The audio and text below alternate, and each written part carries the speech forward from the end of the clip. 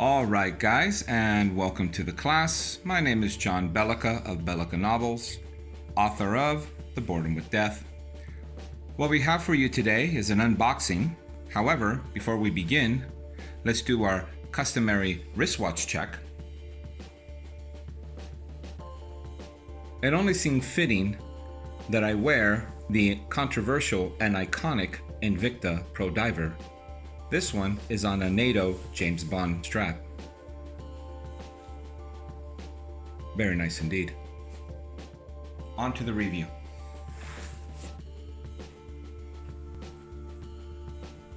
What we have for you today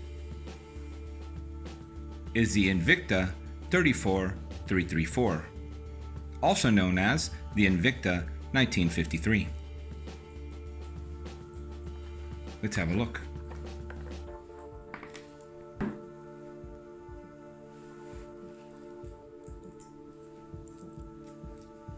Not since the Invicta Pro Diver has an Invicta watch caused such a stir in the wristwatch community. The Invicta 1953 is a 40mm, 200-meter water-resistant watch with a mineral crystal, unidirectional rotating bezel, set in aluminum with a 20mm lug width. Comes with an exhibition caseback, and it houses an NH35A automatic movement with a custom yellow Invicta rotor.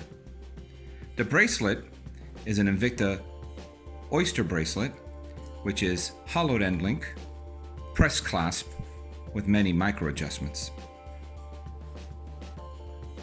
Okay guys, on to the question and answer section. What is my first impression of the 1953? Well, looking at it in person and holding it in my hands, it seems that the 1953 lives up to all the attention it has garnered throughout the wristwatch community. Okay guys, let me go ahead and put it through its paces. I'll get back to you in about a week and let you know how it did. Don't forget, like and subscribe. Have a good day.